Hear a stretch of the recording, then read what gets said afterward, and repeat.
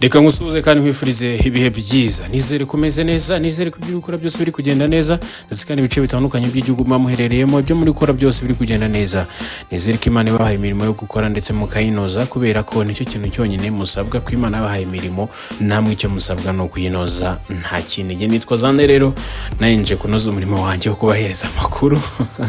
Hano hose barakan subscribe kuri The Tony Show.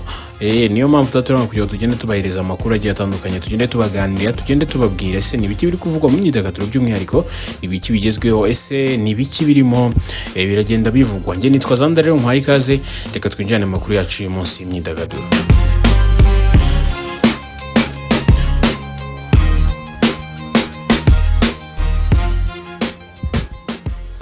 Yes, nyamira nkwereza ikaze rero muri kiganiro tugiye kuganira ku nkuru zigiye zitandukanye, nkubwire yuko hari amakuru y'imyidagaduro cyane cyane hano mu Rwanda ndaza kuhibanda n'ibinakunda tube wenda igihe cy'iki tworoheye tuze kunyaruka tujye no hanze y'u Rwanda. Turi amakuru arimo aravugwa kubera ko hanze y'u Rwanda murabizi ko Drake amaze iminsi asohoye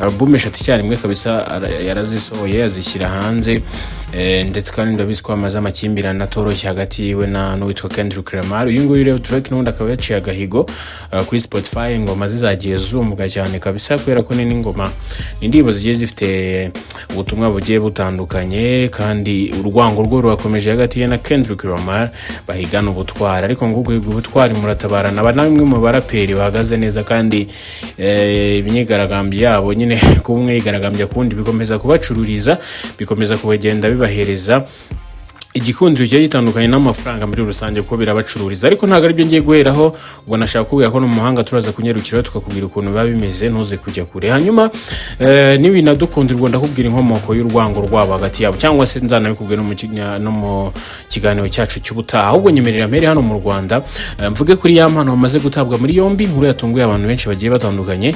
Yampano yamaze gutabwa muri yombi bikekwa yuko yaba yarakubise umugore we. Impamvu ngo birakekwa muri yombi, ariko ntabwo arajya hanze cyatumye atabwa muri yombi.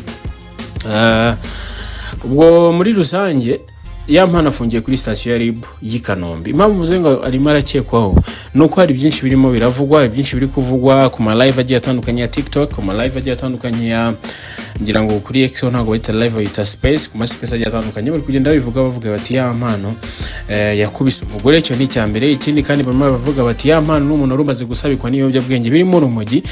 Hanyuma kandi avuga yuko yahozaga ku nkeke umugore we amukubita, yaramuciye ibisebe n'ibindi. Hanyuma kandi avuga yuko Yampano yagonze umugore we ndetse n'umumotari. Iyi nkuru yo ni inkuru ishobora kubabaza abagore bagiye batandukanye, ishobora kubabaza igitsina gore muri rusange, cyangwa se umuntu uwo ari we wese, kubera ko ni inkuru ivuga yuko Yampano ndetse n'amajwi wenda arahari, nuko bitankunda yakunze kuyabacishiriza mu kiganiro, ariko bikunze nayo yabacishirizamo mukayumva.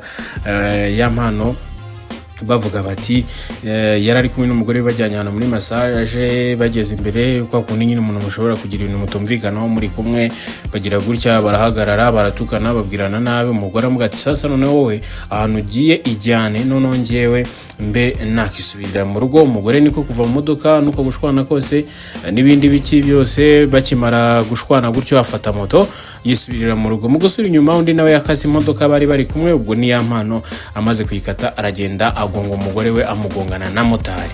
Iyo nkuru ni umugore we yivugiye, ndaza kubashyiramo amajwi muyumve gatoya. Hanyuma kandi ikindi nakubwira nuko uyu Yampano n'ubundi hari amashusho y'undi mukobwa, hari amashusho mwabonye yiwe y'urukozasoni ari gutera akabariro n'umugore we ya mbere, ariko hari andi mashusho bivugwa ko yagiye hanze, yishyiriwe hanze n'uyu nguyu Yampano.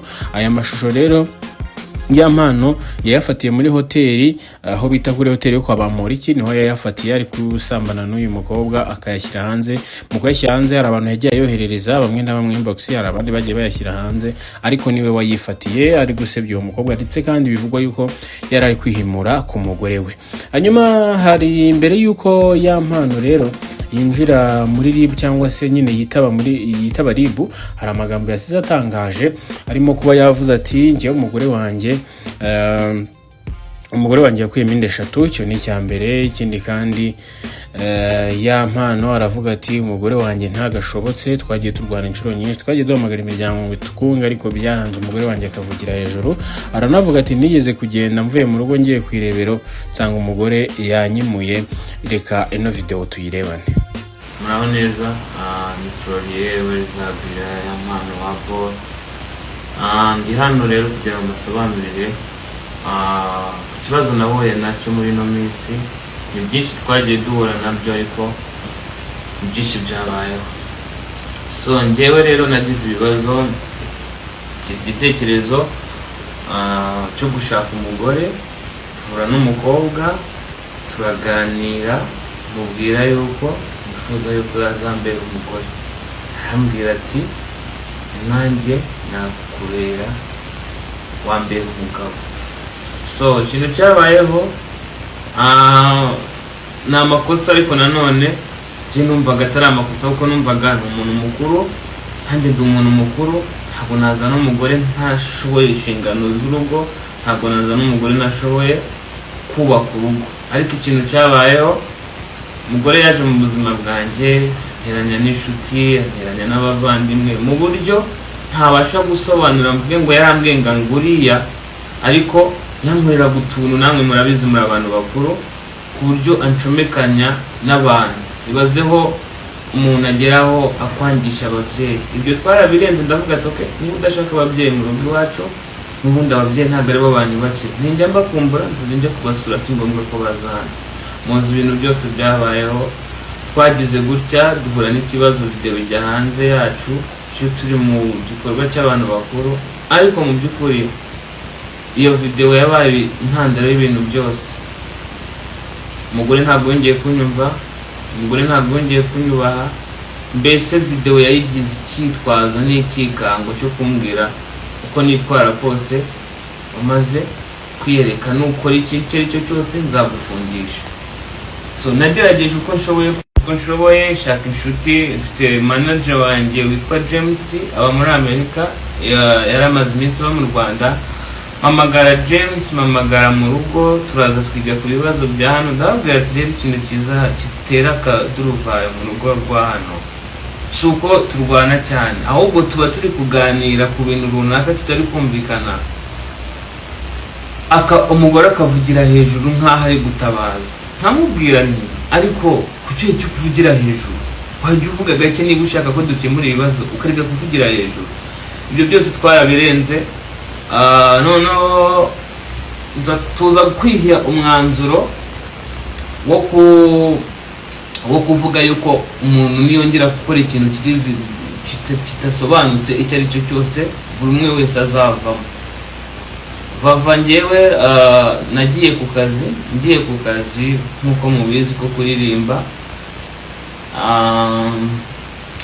Ngeze ku kazi nkahurira n'ibibazo, challenge z'akazi zarizo zose, bigera mu masaa 9 naramuhamagara. Ariko mu by'ukuri narundi rwango nari mufitiye, ntari nsinzaho musize, nari ndi gukoresha buryo kibushoboka ngo naye. So kandi urabizi ko gufunga ari mu masaa 8. So rero amasaha yadufatiyeho nkiri guperforming. Icyo gihe rero yarampamagaye, ndamwitaba, ariko ntinumva afite uburakari bwinshi. Nibwo kwita nshaka uburyo ndaza ngeze mu rugo nsanga afite uburakari bwinshi. Ndamubwira ati ariko se uba wibuka ko njyewe iyo mvuye hano nari ngiye mu kazi? Ese njyewe nari ngiye mu kabari? Ese mbese mbwira ikintu nari ndimo? Arasara, biba ngombwa bya bindi nababwiraga byo kuvugira hejuru. Ndamubwira ati ariko ukeneye mani kujya uceceka ukavugira hasi. Ubwo nari ntangiye kujya nkeka ko ibintu nta kongera gutongana. Ubwo Yes, nibyo ngibyo rero ngira ngo ibyinshi mwabyumvishe ibyo yagiye yitangariza ya mpano mbere yuko yitaba RIB cyangwa se yitabwa mu bugenzacyaha RIB rw'u Rwanda. Ubwo by'umwihariko reka dutegereze turebe ko urubanza ikirego cye kizagenda, kubera ko biba bikiri mu iperereza yakiri muri RIB. Na dosiye ye nimara kuba yashyikirizwa ubutabera, byose tuzagenda tubigarukaho, tugende tubiganiraho 5 kuri 5. Hanyuma kandi iyo niyo nkuru ya breaking nari nkuzaniye nyemerera kubera ko igihe nacyo kiba kitatworoheye kiba kirukanka. Reka nyarukire none ku munyamakuru Irene Murindahabi ugiye gukora ubukwe n'umukobwa yambikiye impeta mu Bubiligi. Ngo akaba asanzwe atuye mu Bubiligi. Irene Murindahabi umwe mu banyamakuru bubatse igikundiro n'igitinyiro mu myidagaduro y'u Rwanda. Uyu munyamakuru akaba n'umujyanama w'abahanzi rero wamamaye nka Irene yatangaje ko agiye gukora ubukwe n'umukunzi we Nishimwe Liliane bari bamaze igihe kinini bakundana. Nyuma yo kumwambika impeta y'urukundo mu gihugu cy'u Bubiligi niho yabaye amwambikiye ino mpeta. Ni mu gihe kuri wa gatandatu n'ubundi tariki 16 Gicurasi uyu mwaka wa 2026 ari Irene Murindahabi washinze inzu ifasha abahanzi ya MI Empire yifashishije amafoto atandukanye agaragaza ibihe byiza yagiranye n'umukunzi we akamya ko urugendo rwabo rw'urukundo rugiye kwinjira mu cyiciro gishya cyo kubana nk'umugore n'umugabo. Makuru nyarwanda yamenye rero ari nayo nkesha no nkuru muri rusange nuko aba bombi baherutse guhurira mu Bubiligi aho Irene yanakoreye ibirori bigiye bitandukanye byo kwambika impeta y'urukundo mu buryo bwihariye uyu mukunzi we. Uyu mukobwa rero bivugwa ko asanzwe atuye mu Bubiligi, ibintu byatumye bamwe mu nshuti zabo bavuga ko hari imwe mu mihango y'ubukwe ishobora kuzabera muri iki gihugu mu gihe indi izabera mu Rwanda ahitwa mu Ntare Conference Arena. Ariko nanone ubwo nyine naringiye kuvuga amagambo ngo bavuga ngo ni ubugambo ngo bw'abanyamakuru, ariko byari nuko nuko mu minsi yashize uyu nguyu Irene Murindahabi yaguriwe mu imodoka n'uyu mugore we ya miliyoni zisaga 30. Imodoka ya RAV4 Novo model ya miliyoni 30 kabisa. Bivuga ko yamuhaye nka gift kabisa. Banza aribwo yari amaze kumuterera iva amaze kumwambika impeta nk'ubwate rwose mugabo wanjye nkunda reka nkutemo na gift batazanagira. Yizi yawe ni ibyo ngibyo rero rikaba ari amakuru yo ku mihanda ngira ngo bazasezerana kuri 15 z'ukwezi kwa 8 ngira ngo impeshyi iraza kubasiga rwose babanye nk'umugore n'umugabo. Nabikubwiye ko ubukwe bumwe buzabera mu Bubiligi ubundi bukabera mu Ntare Conference Arena. Naho uyu nguyu ngira ngo Irene Murindahabi yarasanzwe arebera inyungu z'abahanzi barimo Vestina Dorcas. Uyu nguyu yita Vestina minsi yashize twakubwiye ko yabyaye mbere yuko abyara rero murabyuka ko ubukwe bwe nawe bwabereye mu Ntare Conference Arena. Irene nawe rero akaba ari hagiye kuba akorera ubukwe bwe muri rusange. Ubwo rero yasize abandi bagenzi be barimo ba Phil Peter barimo ba Ruki n'abandi bagiye batandukanye na wanyabuze ati yala agiye akiri muto ariko batebyaga. Ubonye ko muri rusange gang yiwe cyangwa se inshuti ze muri rusange zishimiye iki cyemezo ndetse kandi zikaba zishimiye n'intambwe yateye yo kuvuga ati reka nawe yave mu ngaragu yinjire mu cyiciro cy'abapapa bafite ngo. Nibyo ngibyo rero reka ngushimire nkwifuriza ibihe byiza by'umwihariko jugubana natwe jukana subscribe kugira tubana muri update zigiye zitandukanye nkugezaho umunsi ku munsi. Nitwa Zanda nugenda udakanze subscribe.